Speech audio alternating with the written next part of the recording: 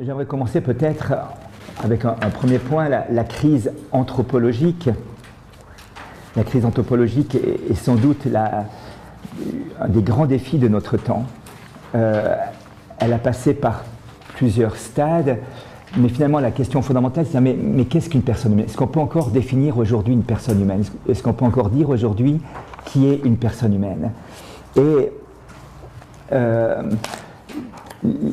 l'origine est ancienne, on a longtemps débattu dans la philosophie, dans le monde de ces questions-là, mais ça a pris quand même une tournure toute particulière à partir du XVIIe, XVIIIe siècle et notamment du XIXe siècle. Il y a un arrêt très intéressant ici qui a été rendu par la Cour suprême des États-Unis en 1857, et vous allez voir l'enjeu de cette réflexion. C'était pour savoir si une personne de race africaine, un noir comme on disait à l'époque, est une personne humaine ou pas. Alors la décision est arrivée, le noir n'est pas une personne, le propriétaire, deuxième point, a donc le droit d'acheter, de vendre et de tuer cette propriété. Les abolitionnistes, c'est-à-dire ceux qui voulaient l'abolition de l'esclavage, de leur côté, n'ont pas le droit d'imposer leur morale au propriétaire de l'esclave. Et quatrième point, l'esclavage est une institution légale et le propriétaire fait donc ce qu'il veut de son esclave. Donc une argumentation assez impressionnante qui part de la dénégation de la dignité de personne humaine de ces personnes qui avaient été maltraitées et prises en esclavage. Dès l'instant où l'on nie la dignité de la personne humaine de cet être, alors on va dire que c'est un objet sujet de propriété, donc on rentre dans le droit réel, dans le droit des choses, si vous voulez. Celui qui voudrait prétendre le contraire devient une sorte de dictateur moral, une Cassandre qui n'a pas le droit d'imposer sa morale aux autres. Et dernier point, le propriétaire dispose donc de son bien à sa guise. Et cette pensée est assez impressionnante parce qu'elle va marquer un petit peu toute la pensée actuelle aussi. C'est assez caricatural ce qui était dit par la Cour suprême des États-Unis à ce moment-là, mais voyez-vous, dans le débat sur la personne âgée, est-elle encore une personne humaine ou pas? Dans le débat sur l'embryon, est-elle une personne humaine ou pas? Et suivant la définition qu'on va donner, le rapport qu'on va établir avec cet être, eh bien, va changer du tout au tout. Si vous dites que l'enfant conçu est une personne humaine, alors dès cet instant-là, il a tous les droits inhérents à la personne humaine. C'est-à-dire qu'une personne âgée en maladie d'Alzheimer ou en état de problème de conscience grave n'est plus une personne humaine, ça change radicalement les choses, vous comprenez. Donc l'enjeu sur la définition de la personne humaine est vraiment capital, et on a vu si... voilà, on l'a vu à plusieurs reprises. Si je prends un peu plus proche de chez nous, c'était en février 1933, Hitler décide à ce moment-là de stériliser les malades atteints de faiblesse mentale congénitale, de schizophrénie, de folie circulaire, d'épilepsie héréditaire, de danse de Saint-Guy héréditaire, de cécité héréditaire et de toute difformité héréditaire. Et il se fondait sur une pensée de deux médecins qui disaient « L'exécution de l'euthanasie n'a pas besoin d'une autorisation spécifique au sens juridique. Il n'y a pas crime quand on fait une euthanasie, mais une réalité guérison, un abrégement de la souffrance. La mort provoquée a l'avantage de ne pas être douloureuse. Il s'agit donc d'un pur traitement thérapeutique. » Et on voit jusqu'où ça a amené cette stratégie. Ça part de nouveau d'une définition de la personne humaine. Si ces personnes qui sont atteintes d'un handicap ne sont pas des personnes dignes de la race humaine, j'allais dire, de la famille humaine, alors à partir de là, eh bien, on peut faire ce qu'on veut à l'égard de ces personnes. Donc vous voyez, de manière un peu spécifique et historique, on se rend compte que ce n'est pas anodin de considérer ces personnes comme des êtres humains ou comme des choses ou des objets.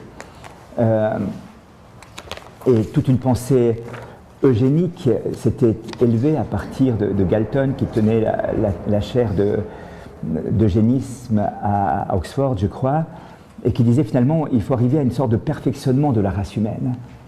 La civilisation aboutit en fait à une dégradation de l'espèce, et il va falloir travailler pour que cette espèce humaine puisse se perfectionner.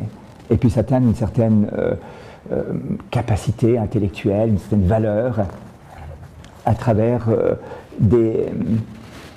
un développement scientifique. La science va venir au service du développement d'une qualité humaine. Et donc on va se servir de la science pour faire aboutir dans l'espèce humaine une race en quelque sorte supérieure ou des êtres humains qu'on estime dans un certain aspect dignes de ce nom, donc avec des compétences, des critères que des gens vont définir afin d'avoir une race supérieure en quelque sorte. Voilà. Donc le débat autour de la personne humaine n'est pas un débat théorique, c'est ce que je voulais vous dire à travers ces quelques exemples. Ce n'est pas une question simplement abstraite qui intéresserait les philosophes ou les théologiens et qui se déroulerait dans des murs d'un institut confortable. C'est pas ça, voyez-vous, ça concerne la vie, ça concerne l'enjeu même de l'humanité.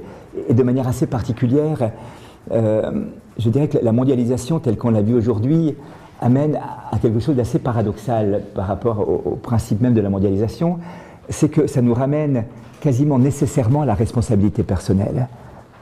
On a cru, à partir du XVIIIe, XIXe siècle, qu'on allait résoudre les problèmes à partir d'idéologies, à partir de concepts, de modèles de développement. Et le XXe siècle a montré de manière assez évidente l'échec de tous ces modèles, l'échec de toutes ces idéologies. On est arrivé à une catastrophe de grande envergure et le siècle qui aurait dû être celui de l'humanisme, finalement, est devenu un siècle d'inhumanité assez tragique et jamais le sang n'a autant coulé sur la terre. Alors on était plus nombreux, c'est peut-être... oui, mais pas seulement.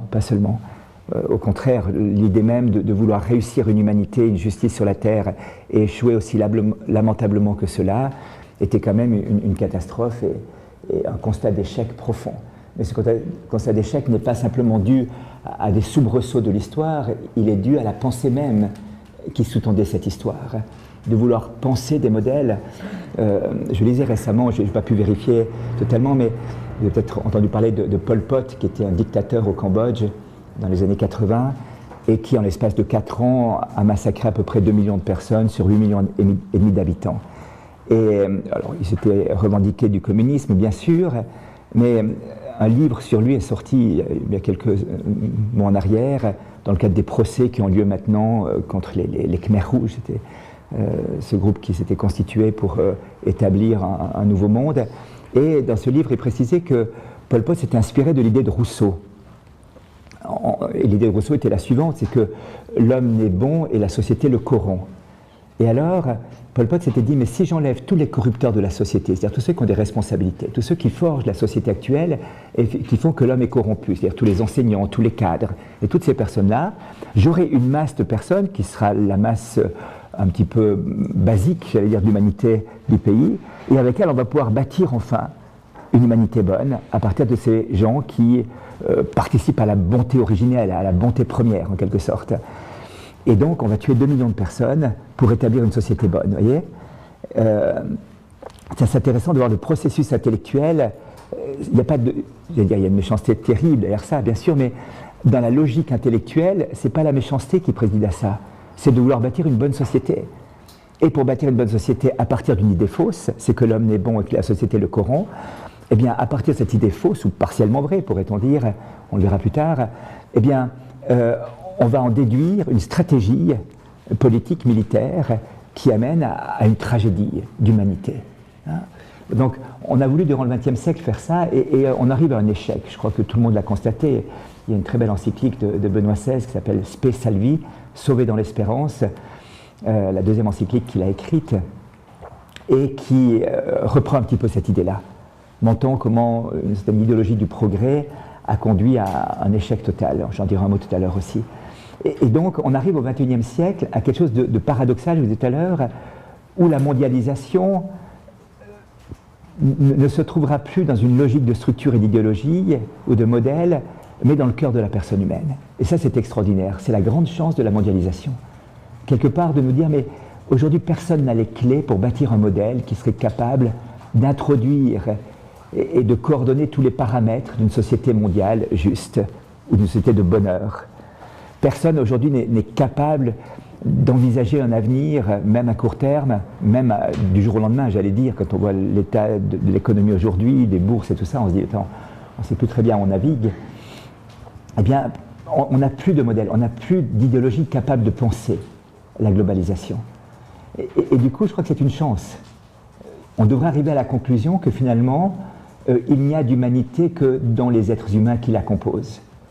Non pas qu'il ne faille pas des structures, non pas qu'il ne faille pas un certain nombre de modèles, c'est pas ce que je veux dire. La société humaine a besoin de se coordonner, il y a besoin d'un certain ordre social, et l'ordre social passera nécessairement par des structures politiques, économiques, d'abord familiales, associatives, politiques, économiques de différents ordres.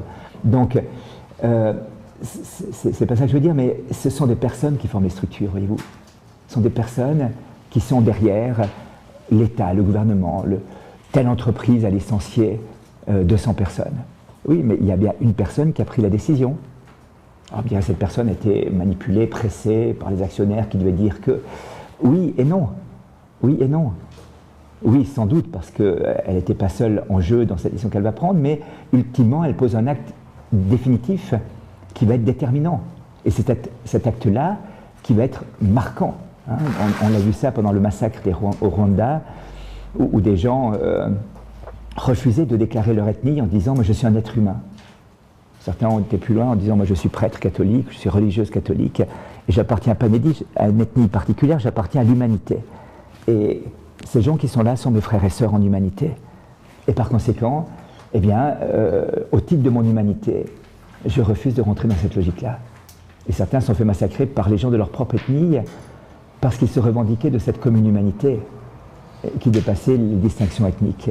Hein, donc ils ont eu le courage, à un moment donné, d'affirmer non pas leur identité par une appartenance à un groupe, mais leur identité par leur appartenance à la famille humaine, qui dépasse et qui transcende toute appartenance à des groupes ethniquement. Vous voyez l'enjeu qui se situe derrière la question anthropologique, elle est profonde. Elle est profonde d'un point de vue sociologique, d'un point de vue sociétal, d'un point de vue culturel en général, politique, économique.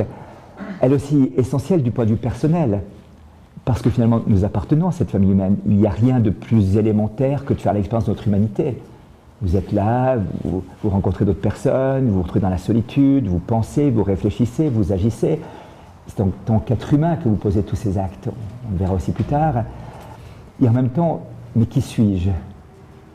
Qui suis-je ? C'est quoi mon humanité ? Est-ce que c'est le modèle que je me suis construit pour paraître aux yeux du monde, pour me prémunir des autres, pour me défendre parfois ? Est-ce que c'est l'imitation de certains modèles qui me frappent, qui m'intéressent et que j'essaie de reproduire ? Ou bien ma vraie personnalité, ce que je pourrais devenir à moi-même.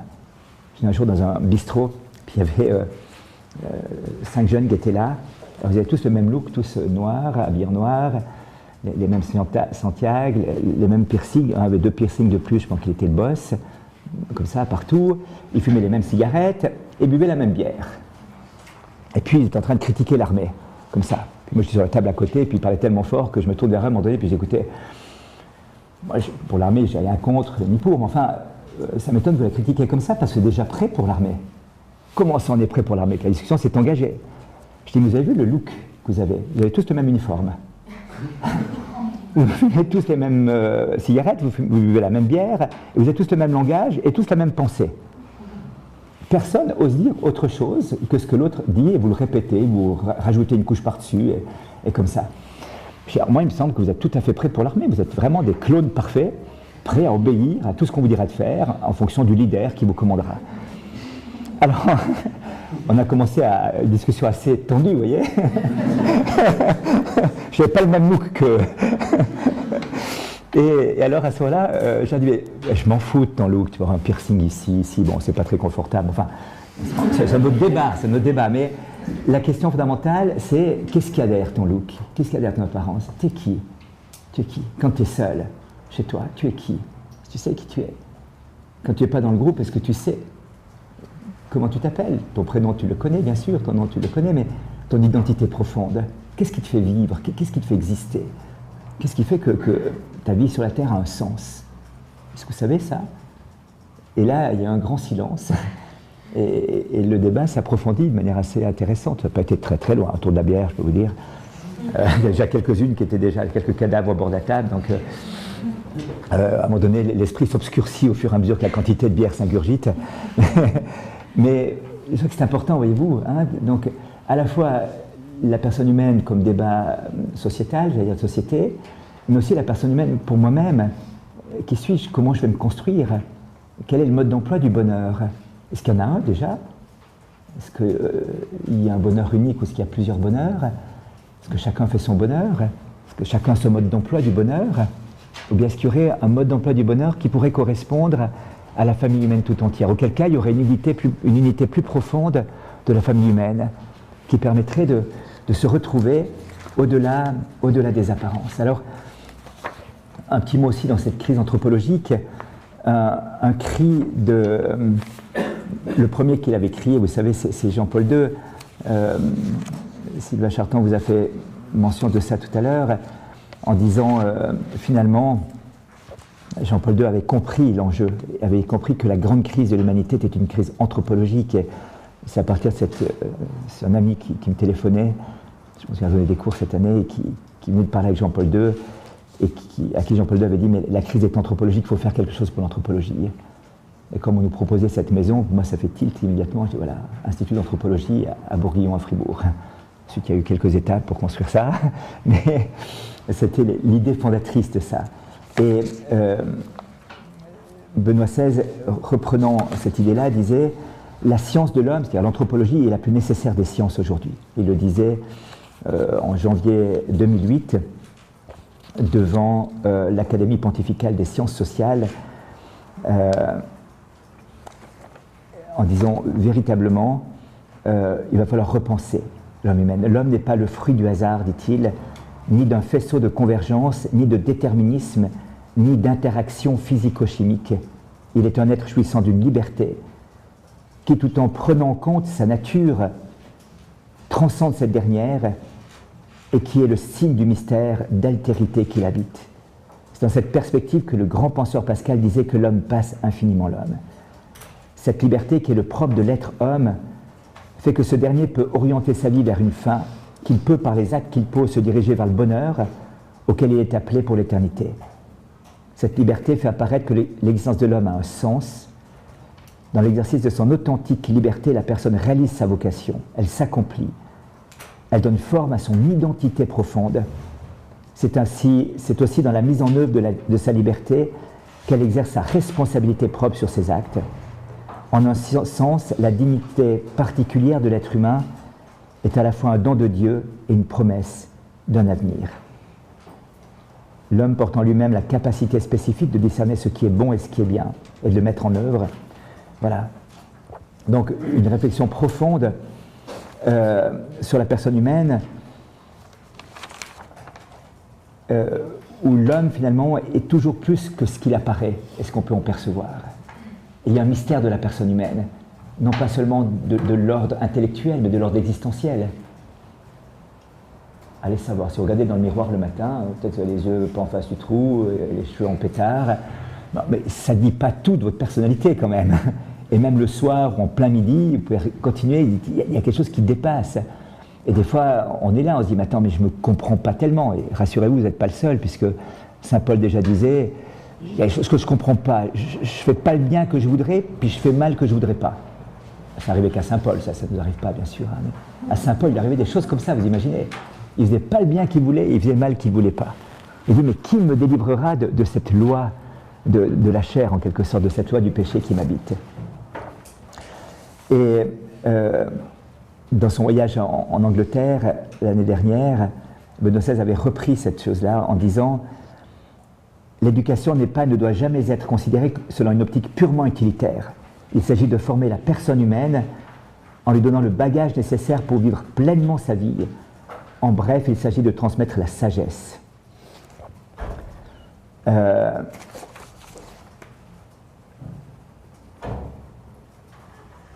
Et il posait la question aux étudiants qui étaient là-bas à l'école Sainte-Marie.